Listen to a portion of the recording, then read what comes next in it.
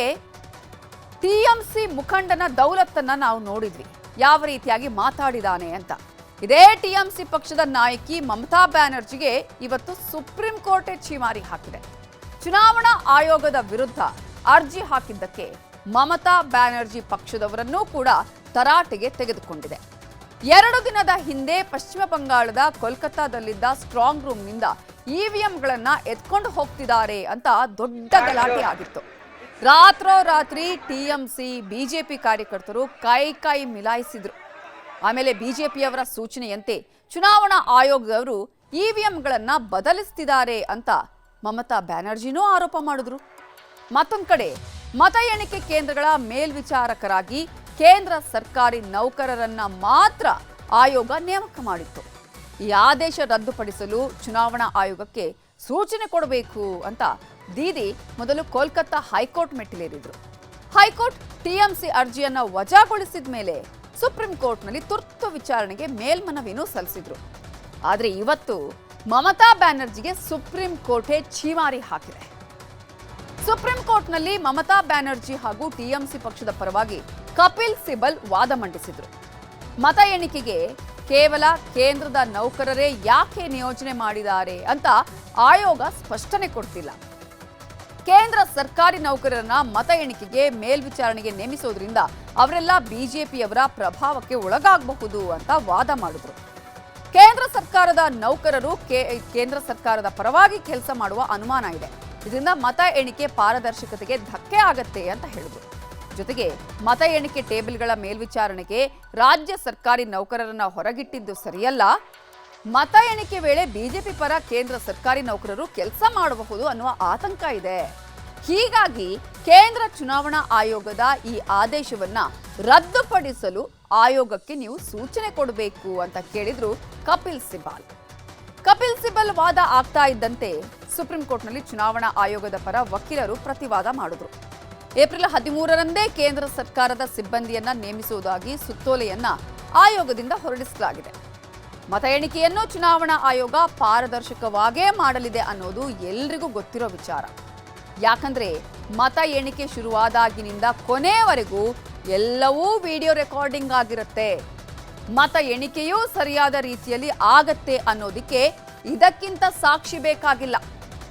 ಎಲ್ಲಕ್ಕಿಂತ ಹೆಚ್ಚಾಗಿ ಮತ ಎಣಿಕೆ ಕೇಂದ್ರದಲ್ಲಿ ಅಭ್ಯರ್ಥಿಗಳಿರ್ತಾರೆ, ಪಕ್ಷಗಳ ಏಜೆಂಟರು, ಬೆಂಬಲಿಗರು ಕೂಡ ಇದ್ದೇ ಇರ್ತಾರೆ. ಹೀಗಿದ್ದಾಗ ತಪ್ಪಾಗೋದು ಹೇಗೆ ಸಾಧ್ಯ? ಮತ ಎಣಿಕೆ ಟೇಬಲ್ಗಳ ಮೇಲ್ವಿಚಾರಕರಾಗಿ ಮಾತ್ರ ಕೇಂದ್ರ ನೌಕರರು ಇರ್ತಾರೆ. ಮೇಲ್ವಿಚಾರಕರಿಗೆ ಸಹಾಯಕರಾಗಿ ಇರೋರೆಲ್ಲ ರಾಜ್ಯ ಸರ್ಕಾರದ ನೌಕರರೇ ಆಗಿರ್ತಾರೆ. ಒಟ್ಟಾರೆ ಮತ ಎಣಿಕೆ ಕೇಂದ್ರದಲ್ಲಿ ಕೇಂದ್ರ ಮತ್ತು ರಾಜ್ಯ ಸರ್ಕಾರಿ ನೌಕರರಿಗೆ ಸಮಾನ ಅವಕಾಶ ಸಿಗತ್ತೆ. ಹಾಗಿದ್ಮೇಲೆ ಕೇಂದ್ರ ಸರ್ಕಾರ ಆಗ್ಲಿ ಚುನಾವಣಾ ಆಯೋಗ ಆಗ್ಲಿ ಪ್ರಭಾವ ಬೀರೋದಕ್ಕೆ ಹೇಗೆ ಸಾಧ್ಯ ಇದೆ? ಇದು ರಾಜಕೀಯ ಪಕ್ಷಗಳ ಸುಳ್ಳು ಆರೋಪ. ಅರ್ಜಿಯಲ್ಲಿ ಹುರುಳಿಲ್ಲ, ದಯವಿಟ್ಟು ವಜಾ ಮಾಡಿ ಅಂತ ಆಯೋಗದ ಪರ ವಕೀಲರು ಮನವಿ ಮಾಡಿದ್ರು. ವಾದ ಪ್ರತಿವಾದ ಕೇಳಿಸಿಕೊಂಡ ಸುಪ್ರೀಂ ಕೋರ್ಟ್ ನ್ಯಾಯಮೂರ್ತಿಗಳು ಚುನಾವಣಾ ಆಯೋಗದ ನಿರ್ಧಾರದಲ್ಲಿ ತಪ್ಪು ಕಾಣಿಸ್ತಿಲ್ಲ ಅಂತ ಹೇಳಿದ್ರು. ಯಾರನ್ನ ಎಲ್ಲಿ ನಿಯೋಜನೆ ಮಾಡಬೇಕು ಅನ್ನೋದು ಅದು ಚುನಾವಣಾ ಆಯೋಗದ ಹಕ್ಕು. ಮತ ಎಣಿಸೋರು ಕೇಂದ್ರ ಸರ್ಕಾರದ ನೌಕರರಾಗಿರ್ಲಿ, ರಾಜ್ಯ ಸರ್ಕಾರದ ನೌಕರರಾಗಿರ್ಲಿ, ಎಲ್ಲವನ್ನೂ ನಿರ್ಧರಿಸುವ ಹಕ್ಕು ಚುನಾವಣಾ ಆಯೋಗಕ್ಕೆ ಮಾತ್ರವೇ ಇದೆ. ಹೀಗಾಗಿ ಯಾವುದೇ ತಾರತಮ್ಯ ಮಾಡೋದಕ್ಕೆ ಸಾಧ್ಯವಿಲ್ಲ ಅಂತ ಸುಪ್ರೀಂ ಕೋರ್ಟ್ ಪೀಠ ಹೇಳ್ತು. ಅಧಿಕಾರಿಗಳು, ಅಭ್ಯರ್ಥಿಗಳು, ಪಕ್ಷದ ಏಜೆಂಟರು ಎಲ್ಲರೂ ಮತ ಎಣಿಕೆ ಕೇಂದ್ರಗಳಲ್ಲೇ ಇರ್ತಾರೆ. ಹೀಗಾಗಿ ಯಾವುದೇ ಅಕ್ರಮಗಳಿಗೆ ಅವಕಾಶ ಇರೋದಿಲ್ಲ ಅಂತಾನು ಅಭಿಪ್ರಾಯಪಟ್ಟರು. ಕೊನೆಗೆ ಕೋಲ್ಕತ್ತಾ ಹೈಕೋರ್ಟ್ ಆದೇಶವನ್ನೇ ಪಾಲನೆ ಮಾಡಬೇಕು ಅಂತ ಹೇಳಿ ಟಿಎಂಸಿ ಮನವಿಯನ್ನ ಸುಪ್ರೀಂ ಕೋರ್ಟ್ ಪುರಸ್ಕರಿಸಲಿಲ್ಲ. ಹೀಗೆ ಸುಪ್ರೀಂ ಕೋರ್ಟ್ ನ್ಯಾಯಮೂರ್ತಿ PS ನರಸಿಂಹ ಮತ್ತು ಜಯಮಾಲ್ಯಾ ಬಾಗ್ಚಿ ಪೀಠ ಆದೇಶವನ್ನ ಮಾಡಿದೆ. ಸುಪ್ರೀಂ ಕೋರ್ಟ್ ಆದೇಶ ಬರ್ತಾ ಇದ್ದಂತೆ ಮಮತಾ ಬ್ಯಾನರ್ಜಿ ಟಿಎಂಸಿ ಪ್ರಮುಖರ ಜೊತೆ ಮೀಟಿಂಗ್ ಮಾಡಿ ಮತ ಎಣಿಕೆ ವೇಳೆ ಹದ್ದಿನ ಕಣ್ಣಿಡಬೇಕು ಅನ್ನೋ ಸೂಚನೆ ಕೊಟ್ಟಿದ್ದಾರೆ. ಇವೆಲ್ಲದರ ಮಧ್ಯೆ ಇವತ್ತು ಬಂಗಾಳದಲ್ಲಿ ನಡೆದ ಮರು ಮತದಾನವೂ ಕೂಡ ಯಶಸ್ವಿಯಾಗಿದೆ. ಪಶ್ಚಿಮ ಬಂಗಾಳದ ಡೈಮಂಡ್ ಹಾರ್ಬರ್ ಮತ್ತು ಮಗರಾಹಟ್ ಪಶ್ಚಿಮ ಕ್ಷೇತ್ರಗಳ 15 ಮತಗಟ್ಟೆಗಳಲ್ಲಿ ಮರು ಮತದಾನ ನಡೆಯಿತು. ಚುನಾವಣಾ ಅಕ್ರಮದ ದೂರುಗಳ ಹಿನ್ನೆಲೆಯಲ್ಲಿ ಮಗರಾಹಟ್ ಪಶ್ಚಿಮ ಕ್ಷೇತ್ರದ 11 ಮತ್ತು ಡೈಮಂಡ್ ಹಾರ್ಬರ್ನ 4 ಮತಗಟ್ಟೆಗಳಲ್ಲಿ ಮರು ಮತದಾನವನ್ನು ನಡೆಸಲಾಯಿತು. 15 ಬೂತ್ಗಳಲ್ಲೂ ಯಾವುದೇ ಅಹಿತಕರ ಘಟನೆಗಳ ಆಗದೆ ಯಶಸ್ವಿಯಾಗಿ ವೋಟಿಂಗ್ ಆಯಿತು. ಡೈಮಂಡ್ ಹಾರ್ಬರ್ ಕ್ಷೇತ್ರದಲ್ಲಿ 85%ಕ್ಕೂ ಹೆಚ್ಚು ವೋಟಿಂಗ್ ಆಗಿದ್ದು, ಇವಿಎಂಗಳನ್ನೆಲ್ಲ ಸ್ಟ್ರಾಂಗ್ ರೂಮ್ನಲ್ಲಿ ಭದ್ರವಾಗಿಟ್ಟಿದ್ದು, ಮೇ 4ಕ್ಕೆ ಮತ ಎಣಿಕೆ ಕಾರ್ಯ ನಡೆಯಲಿದೆ. ಪಶ್ಚಿಮ ಬಂಗಾಳದಲ್ಲಿ ಫಲಿತಾಂಶ ಏನಾಗುತ್ತೋ ಗೊತ್ತಿಲ್ಲ.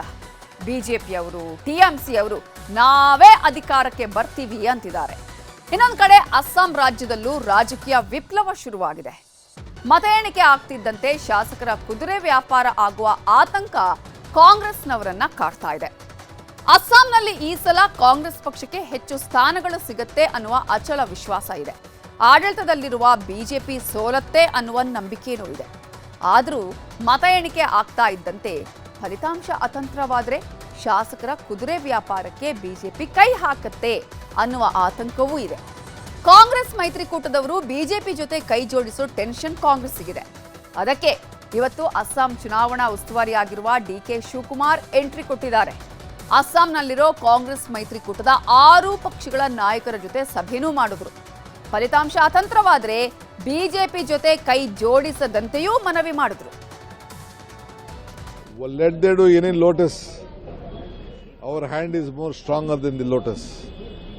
Our hand will always be there. Lotus, after some time, it will disappear. We have prepared ourselves. We have guided our candidates. They all are also confident. We will be back here on 4th. We will take care of our MLAs. We will. I think we all are confident that we will form the government here. Leaders of the 6 major parties that formed the opposition alliance in the 2026 Assam elections came and interacted with senior leaders of AICC, including DK Shivkumar ji, Bhupesh Baghel ji, Jitendra Singh ji, Mandu Tirki ji. We all expressed supreme confidence, and we updated each other that how we continuously are getting positive feedback from the people of Assam. ಒಟ್ಟಿನಲ್ಲಿ ಮೇ 4ಕ್ಕೆ ಅಂದರೆ ಸೋಮವಾರ ಪಂಚರಾಜ್ಯಗಳ ಫಲಿತಾಂಶ ಹೊರಬರುತ್ತೆ. ಇದರ ಜೊತೆಗೆ ಕರ್ನಾಟಕದ ಬಾಗಲಕೋಟೆ, ದಾವಣಗೆರೆ ದಕ್ಷಿಣ ಕ್ಷೇತ್ರಗಳ ಫಲಿತಾಂಶವೂ ಪ್ರಕಟವಾಗುತ್ತೆ. ನಾವಂತೂ ಮೇ 4ಕ್ಕೆ ಪಕ್ಕಾ ಫಲಿತಾಂಶ ಕೊಡ್ತೀವಿ. ನೀವು ಮಾತ್ರ ಮಿಸ್ ಮಾಡ್ಕೋಬೇಡಿ ಅಷ್ಟೇ.